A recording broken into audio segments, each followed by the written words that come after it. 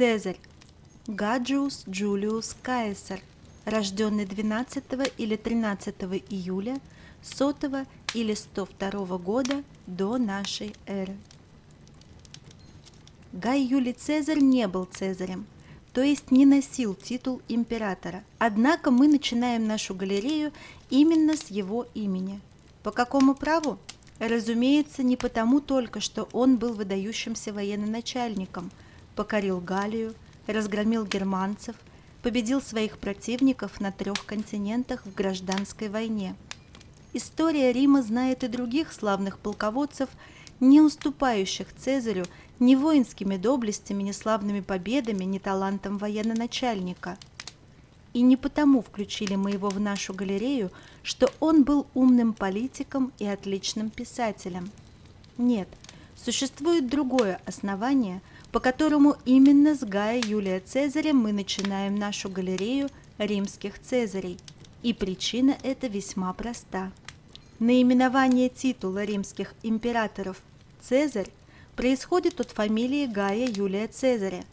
Или иначе, фамилия Цезарь постепенно стала обозначать высшее лицо в государстве. Как это произошло, станет ясно по мере знакомства с биографиями Цезарей. Однако, есть и другая, не менее важная причина, по которой галерею портретов римских императоров следует начать с Цезаря. Именно Цезарь низвергл республику, именно Цезарь в течение нескольких лет был фактически единственным хозяином Рима, хотя и демонстрировал всячески свое уважение к прежним республиканским формам правления. Впрочем, не так ли поступали многие другие правители в последующие века? Ну и, наконец, Цезарь первым удостоился чести посмертной консекрации, обожествления, был причислен к сонму богов, и ему стали воздавать божеские почести. Возможно, какой-нибудь дотошный историк, несмотря на приведенные выше доводы, поставит под сомнение право Цезаря открывать галерею римских Цезарей. В этом случае сошлемся на могущественный и неопровержимый авторитет. Знаменитый историк древности Светоний свою книгу «Жизнь 12 Цезарей» начинает биографией Гая Юлия Цезаря. Вот так. Поскольку очерк о Цезаре первый в нашей галерее, здесь придется остановиться на некоторых общих вопросах и понятиях изучаемой эпохи, которые невозможно обойти, говоря о римских правителях. Прежде всего, следует сказать о римских именах и фамилиях. Итак, Гай Юлий Цезарь. Не стоит поддаваться традиции и первому впечатлению и полагать, что Юлий – имя, а Цезарь – фамилия. Это теперь Юлий мыслится нами в качестве имени. Во времена самого Цезаря это было родовое имя, то есть фамилия в нашем понимании. Цезарь – родовое прозвище. В Древнем Риме имя человека состояло из 3 частей – собственное личное имя, родовое имя или фамилия в нашем понимании и семейное прозвище или фамильное имя, присоединявшееся к родовому имени. Что касается личных имен, у римлян выбор был небольшим. Самые популярные из них – Децим, Гай, Гней, Маний, Марк Публий, Квинт, Секст, Луций, Тит, Авл. В некоторых родах из поколения в поколение использовались одни и те же имена. Так, например, и отец, и дед, и прадед Цезаря носили имя Гай. В других родах отдавали предпочтение Сексту или Луцию. Насколько свободнее обстоит дело с именами в наши дни, какой громадный выбор, какой простор для фантазии родителей и какое поле деятельности для лингвистов с интересом наблюдающих за сменой моды на имена. Но в античном Риме дело обстояло совсем по-другому. Скромно, даже скупо, традиционно. Никаких модных веяний. Впрочем, не стоит так категорично отрицать влияние моды. Играла она свою роль и в те стародавние времена, хотя не так сильно, как в наши дни. Вторая часть – родовое имя, или, как бы мы сказали, фамилия. Для Цезаря это Юлий. Известные римские династии носили имена, оканчивающиеся на «иус» или «еус», а Эмилиус, Антониус, Аурелиус, Клаудиус, Корнелиус, Фабиус, Флавиус, Хоратиус, Ливиус, Мариус, Октавиус, Помпеус, Тиллиус, Валериус. Многие из этих фамилий дожили до наших дней, но стали именами: Антон, Антонина, Эмиль, Эмилия, Корнелий, Корнелия, Юлий, Юлия, Клавдий, Клавдия, Валерий, Валерия, Марий, Мария. Обратим, кроме прочего, внимание на тот факт, что римлянки вообще не имели имен. Девочки носили родовое имя отца. Если в семье было 2 дочери, к имени старшей добавлялось мажор – старшая, и к имени младшей – минор – младшая. Так дочь Гая Юлия Цезаря звалась Юлией, Марка Тулия Цицерона – Тулией, Марка Антония – Антонией. Зато как бы в возмещение такой несправедливости, выходя замуж, девушки не меняли фамилии. Клавдия навсегда оставалась Клавдией, Корнелия – Корнелией, Ливия – Ливией, Агриппина – Агриппиной. Хотя иногда во избежание ошибок обозначали, чьей супругой она является, кому принадлежит. Говорили, например, Ливия Аугусте, Ливия – жена Августа.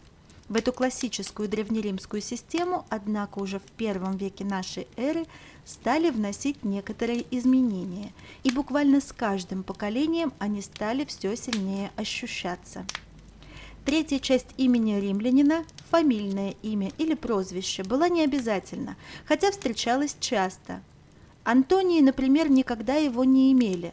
Поначалу это были прозвища, сходные с теми, которыми мы наделяем друг друга сейчас, подмечая характерные черты, слабости или недостатки. Римские прозвища тоже зачастую высмеивали какую-либо черту характера или внешности конкретного лица. Впоследствии прозвища стали наследовать. Они переходили от отца к сыну, явление, широко распространенное среди сельского населения и не только в древности. Так, оказывается, Марк Тулий Цицерон в переводе просто грохотун, Овдий Назон – носач, Катон – лавкач и так далее. Что же в таком случае означало прозвище Цезарь? Этого точно не знали сами римляне, и уже в то время выдвигались разные версии. Не вызывает сомнения лишь одно – у людей, говорящих на латыни, слово «Цезарь» ассоциировалось со словом «каесариес», обозначавшим пышную шевелюру, длинные волосы. Правда, самому Цезарю прозвище не очень подходило, ибо своей Цезарии он лишился довольно рано. Известно, что волосы этого великого человека не отличались густотой. Напротив, он безуспешно пытался прикрыть лысину довольно жалкими прядями. Позже, став диктатором, Цезарь чаще всего появлялся публично в лавровом венке на голове. Эту привилегию ему даровал Сенат специальным указом.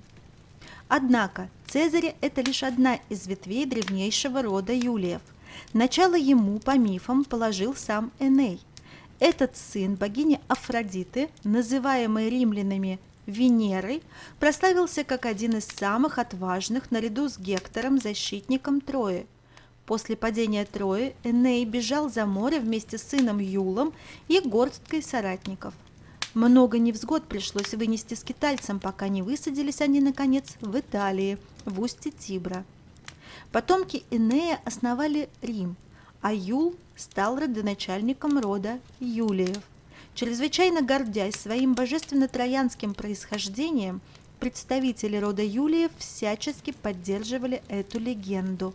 В торжественной речи на погребении своей тетки Юлии сам Цезарь бережно бросил: «Мы, стоящие в родстве с богами». Боевым лозунгом своих легионов Цезарь сделал имя своей божественной прародительницы Венеры. С этим именем солдаты под началом Цезаря держались во всех битвах. Он же поклялся, что построит в Риме ее храм. Став правителем, Цезарь всегда проявлял заботу о Трое, считая ее своей прародиной. Вот так миф, рожденный честолюбием и случайным совпадением имен, принес вполне реальные плоды. Из всего рода Юлиев лишь семейству Цезарей суждены были великие деяния и слава в веках. Долгое время семейство ничем особенным не отличалось. Обычное состоятельное семейство патрициев, по значению, например, далеко уступавшее Сципионам, Клавдием или Патрициям, хотя представители рода Цезарей из поколения в поколение занимали высокие должности. Так, отец Цезаря был даже претором, второй после консула сановник, осуществлявший высшую судебную власть. Он рано умер. Детей, 16-летнего сына Гая Юлия и 2 дочерей Юлии, воспитывала мать Аврелия, пережившая мужа на 30 лет. Аврелия очень заботилась о воспитании детей и особенно о воспитании сына. Гаю Юлию было всего 17 лет, когда он женился на дочери Корнелия Цинны, тогдашнего главы партии популяров. От этого брака родилась девочка, разумеется, названная Юлией, единственный законнорожденный ребенок Гая Юлия Цезаря. Упомянутая партия популяров ставила своей целью проведение ряда реформ. Их противники, оптиматы, наоборот, стояли на страже существующего порядка вещей.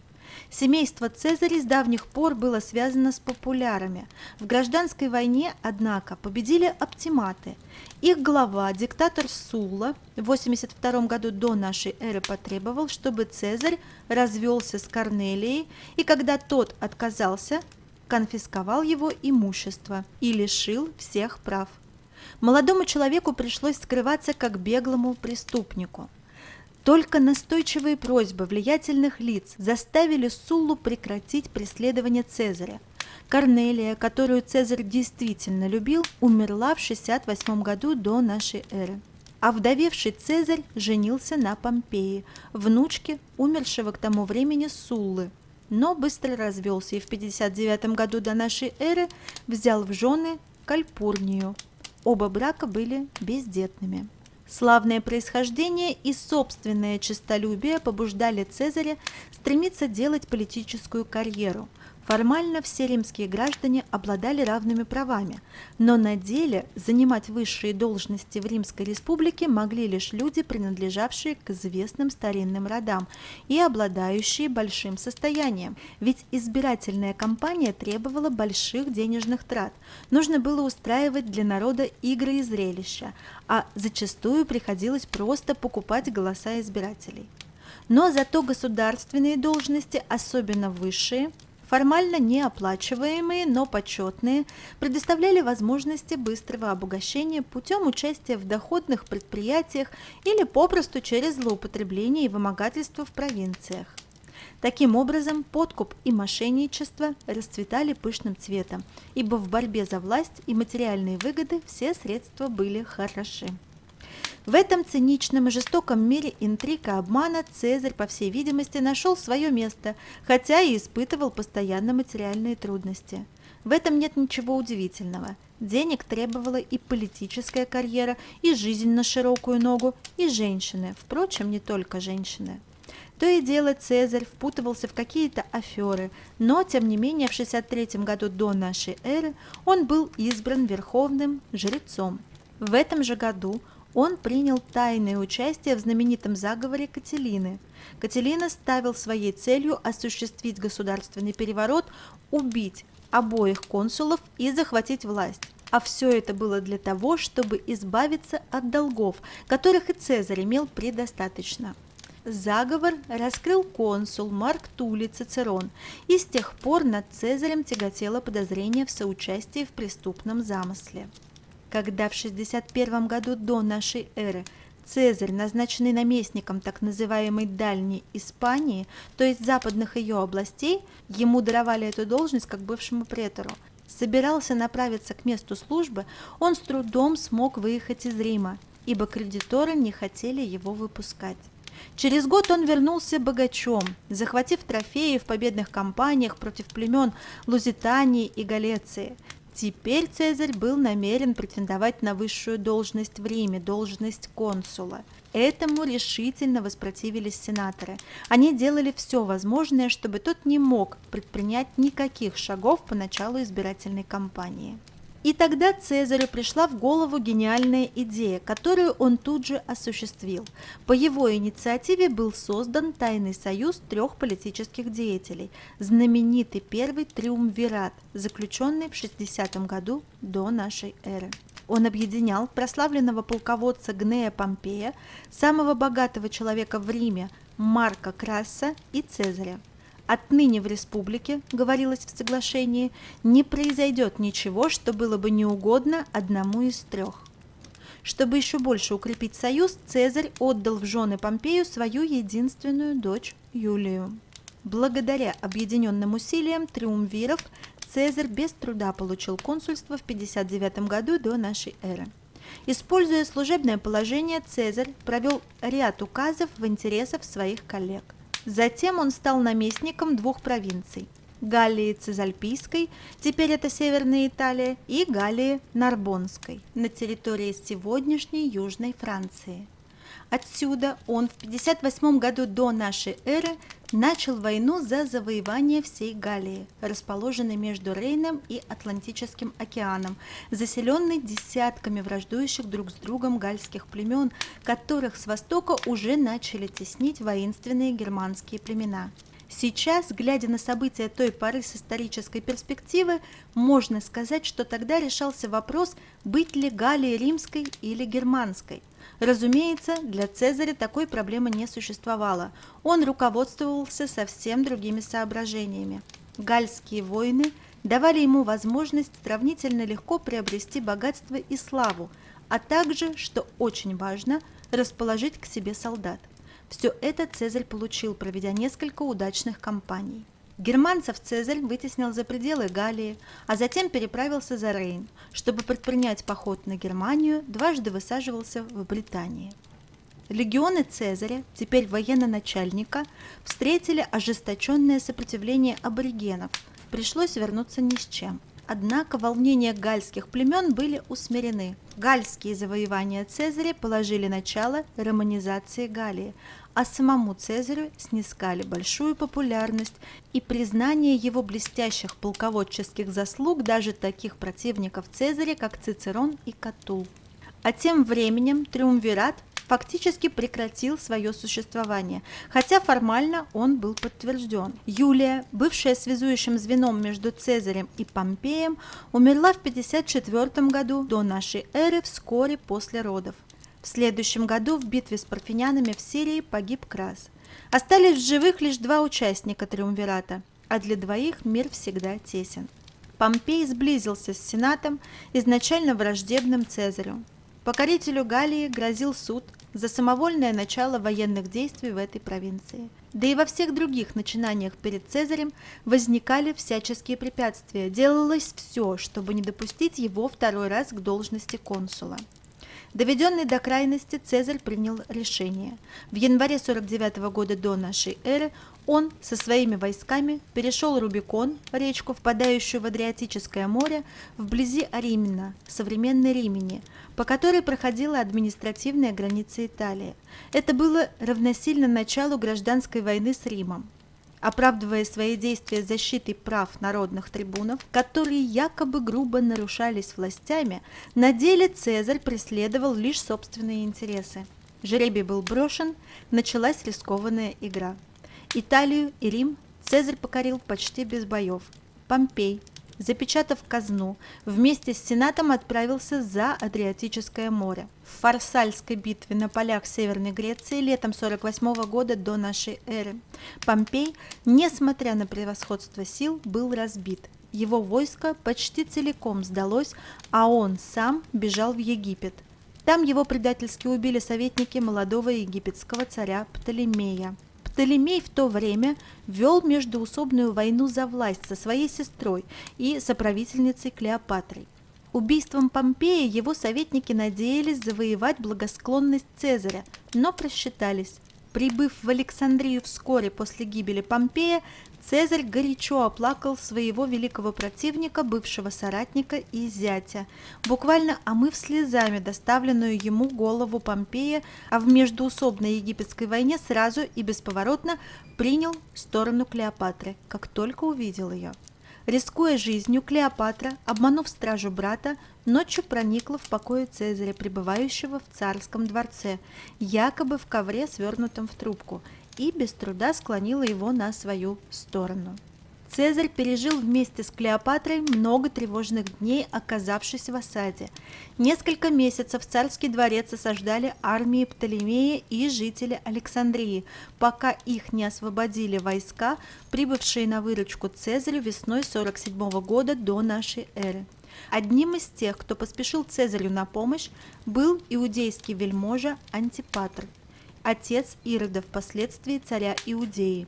Необычайно трудную войну пришлось вести Цезарю в Египте.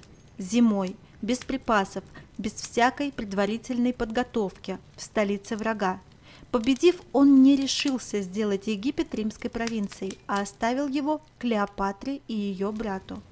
Поздней весной 47 года до нашей эры Цезарь покинул Египет, а в июне Клеопатра родила сына, которого все называли Цезарионом, Цезарьком.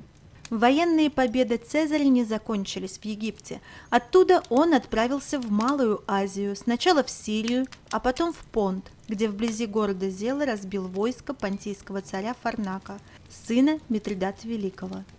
Рассчитывая на ослабление Рима в войнах, Фарнак решил воспользоваться случаем и сумел одержать несколько побед над римскими войсками. Цезарь сходу разгромил его в одном единственном непродолжительном бою, а о победе коротко известил Сенат. Вени, види, виче. Пришел, увидел, победил. В 46 году до нашей эры в Северной Африке на землях нынешнего Туниса он разгромил армии Сципиона и Юбы, у которых искали прибежище остатки неприятелей. А в марте 45 года до нашей эры сыновей Помпея в Испании в битве под Мундой. Ни одного поражения не потерпел Цезарь в гражданской войне.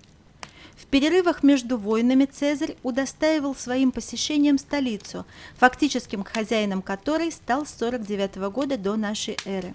Здесь один за другим, с неслыханной доселе пышностью, он праздновал 5 триумфов. Первый и самый блистательный – Гальский, затем Александрийский, Понтийский, Африканский и напоследок Испанский. Цезарь щедро вознаградил своих верных солдат, выдав им из трофейной добычи по 24 тысячи сестерциев и выделив землю для поселения. Не были забыты и римляне, вдоволь получавшие от щедрого победителя и хлеб, зерно, масло, явство во время роскошных пиров и зрелища, битвы гладиаторов, состязания атлетов, скачки, бои зверей, театральные представления. Кончились войны, и теперь Цезарю предстояло решить важную и чрезвычайно сложную проблему – найти законное основание для своей власти, объяснить народу, по какому праву он осуществляет верховное правление. 4 раза, не считая 59 года до нашей эры, Цезарь вынуждал избирать себя консулом, трижды назначать диктатором. Хотя в соответствии с римскими законами власть диктатора была почти неограниченной, она автоматически упразднялась по истечении 6 месяцев. Цезарь подумывал о том, чтобы объявить себя царем, однако уже само слово «рекс» – «царь» вызывало ненависть римлян, гордившихся своими республиканскими свободами.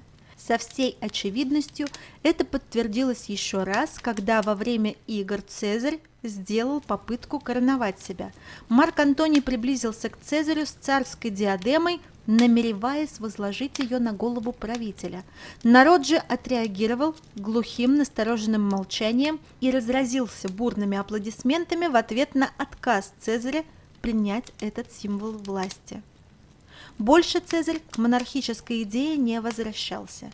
Тем не менее, выход был найден. В феврале 44 года до нашей эры Цезарь вновь провозглашен диктатором в 4-й раз, но теперь уже пожизненно. Правда, жить диктатору оставалось совсем недолго. 15 марта того же года Цезарь был заколот кинжалом в зале заседаний Сената. Заговорщиками оказались и его самые близкие друзья, в том числе легендарный Брут, возглавлявший их. По легенде, Цезарь сначала защищался, держа в руке стилы, и даже ранил им кого-то, но, увидев среди заговорщиков Марка Юния Брута, своего близкого друга воскликнул по разным современным Цезарю источникам: «Даже ты, дитя мое, Брут!» или «И ты, Брут, сын мой!» и перестал защищаться, только лишь закрывшись тогой. Природная мягкость Цезаря, его доброта и милосердие были удивительны. Долго пришлось бы говорить о его добром отношении к врагам и заботе о друзьях. Лишь мятежников он никогда не прощал и всегда жестоко карал, не шел ни на какие уступки, даже если ему это было выгодно. Одержав победу в гражданской войне, Цезарь проявил милосердие по отношению к своим противникам, но все равно не привлек их на свою сторону.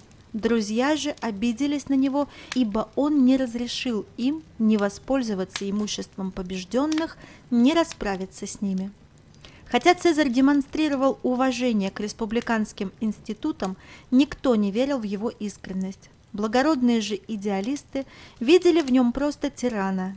Оставалось опасение, что он все же объявит себя царем, а столицей империи сделает какой-нибудь город на востоке, Трою или Александрию, и будет оттуда править своей империей вместе с Клеопатрой, которая прибыла в Рим. Цезарь и в самом деле готовился к новым великим походам, сначала против даков, живших в низовьях Дуная, а потом за Ефрат против парфян по следам Александра Великого. Как же оценить Цезаря? Он вел победоносные войны в разных странах и с разными народами, сражался с сибирийцами, галлами, германцами, египтянами, нумидами, но сражался и с регулярными римскими армиями и тоже всегда одерживал победы, хотя, как правило, располагал меньшими силами, чем неприятель. В военных кампаниях Цезарь проявлял мудрость, смелость и осторожность. Его личная храбрость вызывала уважение даже противников. Его же солдаты верили ему безгранично и отлично знали, что их вождь храбр и гениален, вынослив и неприхотлив в воинских походах, скромен в своих привычках и благороден, отлично управляется с конем и блестяще владеет оружием. Наряду со способностями полководца, став во главе государства, Цезарь проявил и великолепные организаторские способности и таланты политика. Им проведено много умных, дальновидных реформ, способствующих процветанию Рима. И даже тот факт, что он ввел так называемый юлианский календарь по египетскому образцу с 1 января 45 года до нашей эры, достаточен, чтобы признать за Цезарем почетное место в истории европейской культуры. Как известно, с юлианским календарем установлен год в 365 дней, а вместо дополнительного месяца, как было раньше, был введен один дополнительный день через каждые 4 года. Если говорить о заслугах Цезаря в области культуры, следует вспомнить его замечательные литературные произведения и в первую очередь записки о Гальской войне в 7 книгах и записки о гражданской войне, написанные великолепной латынью, четким, ясным, образным стилем. И если эти произведения можно упрекнуть в предвзятости в выражении оценок, то литературная форма их безупречна. На протяжении 20 веков многие поколения европейцев изучали латынь по этим книгам, учились у Цезаря кратким и четким формулировкам, должны учиться и впредь. Делать свою великую карьеру Цезарь начал довольно поздно, когда ему уже было за 40. Умри он раньше, вряд ли кто-нибудь впоследствии знал это имя, разве что историки упомянули бы о Цезаре как об одном из типичных политических деятелей Рима I века до нашей эры, и то не слишком достойном гражданине. Огромные долги, сомнительные махинации, бесчетные любовные похождения вряд ли сопутствуют изображению благородного мужа. Темпераментность, неиссякаемая энергия, невероятная трудоспособность, предприимчивость – эти черты Цезарь сохранял всю жизнь. Его хватало на все. Он вел войны и напропалую флиртовал, писал книги и реформировал календарь, собирал произведения искусства и основывал города и колонии, осушал болота и возводил грандиозные постройки, занимался экономическими проблемами и вопросами грамматики. активностью, талантами, многосторонностью интересов Цезарь намного превосходил Наполеона, который пытался ему подражать и как император в некотором отношении был его преемником. Гай Юлий Цезарь был выше французского императора во всех отношениях, не только буквально. Цезарь был высок ростом, не только происхождением. Римский диктатор происходил из древнего аристократического рода, но, что гораздо важнее, своими достоинствами незаурядной личности, способной привлекать к себе сердца людей. Цезаря отличали величие и простота, эрудиция и просто хорошее воспитание. Великий римский император не оставил потомков. Его единственная дочь Юлия умерла рано и бездетной. Цезарион не был законным сыном. Признав ребенка Клеопатры своим сыном, Цезарь разрешил дать ему свое имя, но не предоставил ему прав законнорожденного. Вот почему в завещании, публично оглашенном на погребальных торжествах, главным наследником его имущества Цезарь объявлял внука своей младшей сестры. Именно его он сделал приемным сыном и законным носителем своего родового имени. Таким образом, 19-летний Гай Октавиан стал Гаем Юлием Цезарем, а фамилия Цезарь вскоре стала и титулом. Вы прослушали фрагмент из книги «Галерея римских императоров. Принципат». Автор Александр Кравчук.